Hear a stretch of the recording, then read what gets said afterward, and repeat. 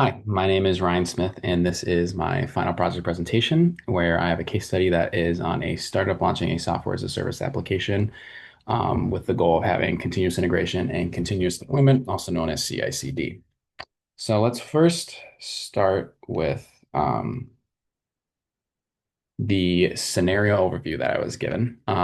So as I mentioned earlier, it's a startup that has a software as a service application, and they want to migrate from a private data center to a cloud provider, and the goal is to discuss the business needs of this transition and to address technical challenges that they might face and their goals for scalability, security, and innovation.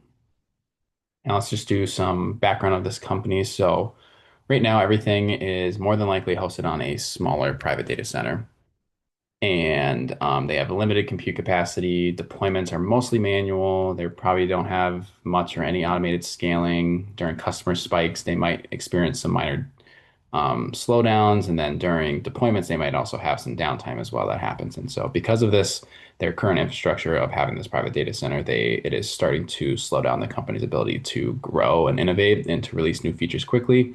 And that is one of the main business problems that is driving this need for change of moving from a private data center to the cloud. So then let's just more expand on these key business drivers for this migration from the private data center to the cloud. And first, let's talk about scalability is a major concern here. Customer growth can become rapid and workloads can vary a lot depending on how tenants and customers use their platform and application. And the company needs auto scaling capabilities and the ability to reach customers globally. Second, they want to have faster release cycles, so they're going to be needing a CI/CD pipeline to support weekly or monthly updates, depending on what sort of platform, application that they're providing. And they're going to need automation, testing, and safer rollouts to avoid downtime. Optimization is important. Private data centers can have rising costs, especially when you have to maintain hardware and then also refresh hardware over after having it for a certain amount of time and using it. And then the company wants to shift from a more of a capital expenditure model to a operational expenditure model, which is most cloud providers offer, a pay-as-you-go type of model. And then another key business driver here for this migration is the security and compliance problems. They are critical for multi-tenant software as a service companies, and they need to have a strong identity management, encryption, logging, monitoring to protect customer data, and just to meet the customer's expectations of everything that they have when it comes to security and compliance.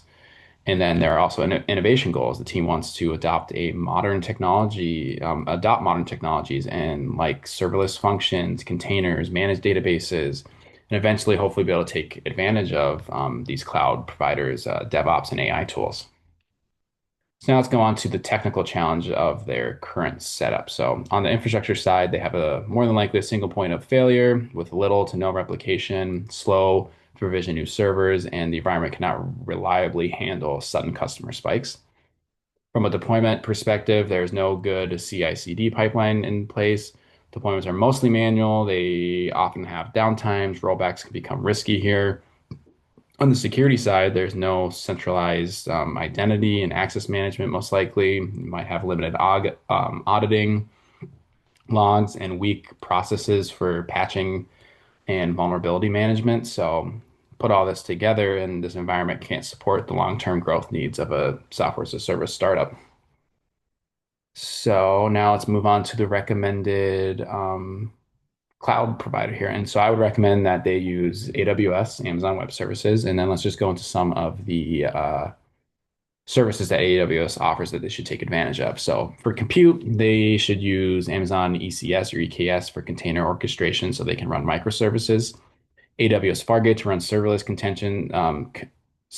containers without managing servers directly. And then also use AWS Lambda for event-driven components such as billing events and alerting. For CI/CD, they should adopt AWS Code Pipeline for end-to-end pipeline automation, Code Build for automated builds and tests, and Code Deploy to support deployments. And then they should also integrate GitHub because that's probably more than likely where their source code is going to be and where the developers are going to be doing most of their work will be in GitHub. And then, so for storage and databases, they should use Amazon RDS or Aurora for relational databases and Amazon S3 for object storage, like their logs, images, backups, Docker images, and all of that data exports. On the networking security side, they should rely on AWS identity and access management for centralized access control. Use AWS web application firewall and CloudFront to enhance security and performance.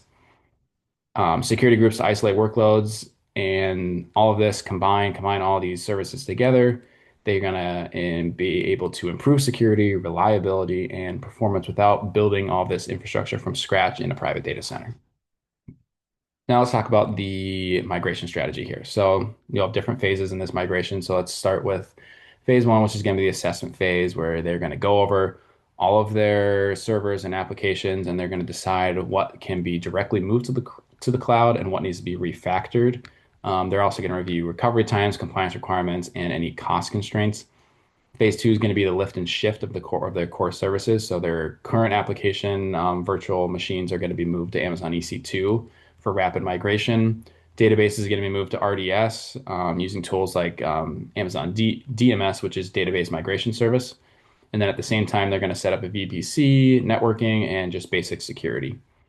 Phase three is going to focus on refactoring their application, and so their application is going to be gradually broken into microservices. The application is going to be containerized using ECS or EKS, and the CI/CD pipeline is going to be implemented for automated deployments. Serverless services can be introduced where it makes sense, like maybe background jobs and event processing. Phase four and five can kind of happen together at different times, just depending on what's going on. But so we'll start with phase four, which is just optimization and automation. So they're gonna enable auto scaling, add monitoring and logging through CloudWatch, and they're gonna fine tune cost optimizations. Then phase five is going to be cut over and decommissioned. So they're going to run both the data center and the cloud environment in parallel, and they're going to gradually shift as much traffic from the data center their private data center to the cloud. And then once the cloud is stable and running efficiently, then they can shut down their resources in their private data center. Now, a key part of this migration is the design of a reliable CI/CD pipeline. And so the pipeline will start with the source code in GitHub and in a repository, and then developers push changes. That's going to trigger the pipeline. The next thing that's going to happen is the build stage is going to use code build to compile the code and run automated tests. After that successfully is built, the application is going to be containerized using Docker images, and they're going to be pushed to Amazon Elastic Container Registry, which is Amazon ECR. And then from there, code deploy is going to orchestrate deployments to ECS or EKS to avoid downtime. And then throughout the process, CloudWatch is going to provide monitoring and alarms, and automated rollbacks can be triggered if problems are detected, and security will be built in through identity and access management roles, static code analysis, and container image vulnerability scanning. So the result of this pipeline is you're going to have faster releases, safer and more controlled deployments, consistent environments across all stages, and then they're going to have the ability to roll back quickly if something goes wrong. Now, because you're moving from private data center to the cloud, there's going to be some risks and some mitigations that are going to have to probably occur throughout this whole process. So first, let's just start with the data migration risk. Moving databases can introduce downtime and data corruption. So to mitigate this, they're going to use Amazon DMS, which is Database Migration Service with continuous replication.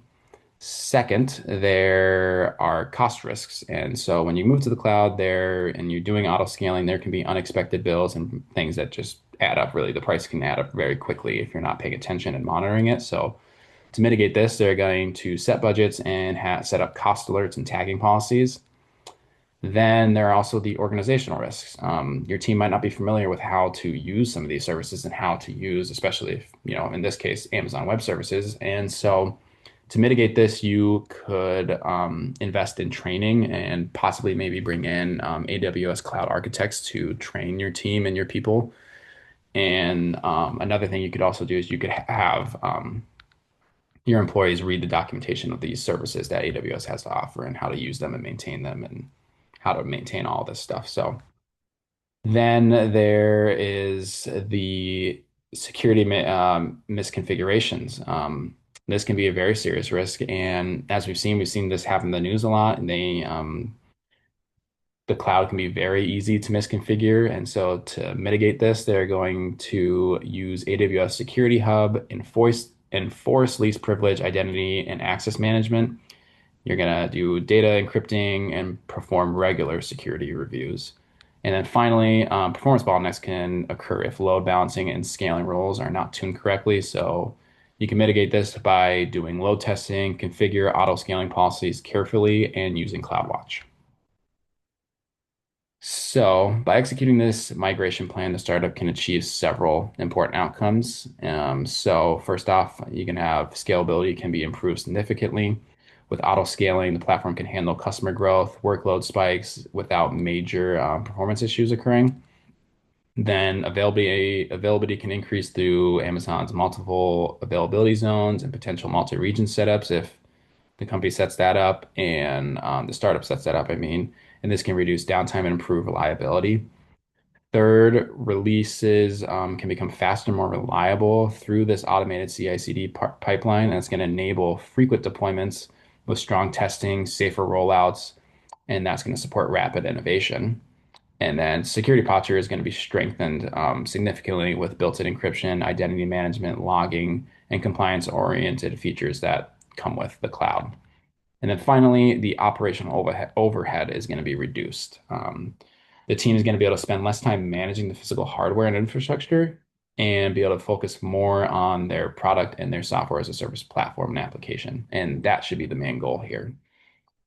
So that is the end of my presentation. Thank you very much for listening, and thanks for an awesome semester.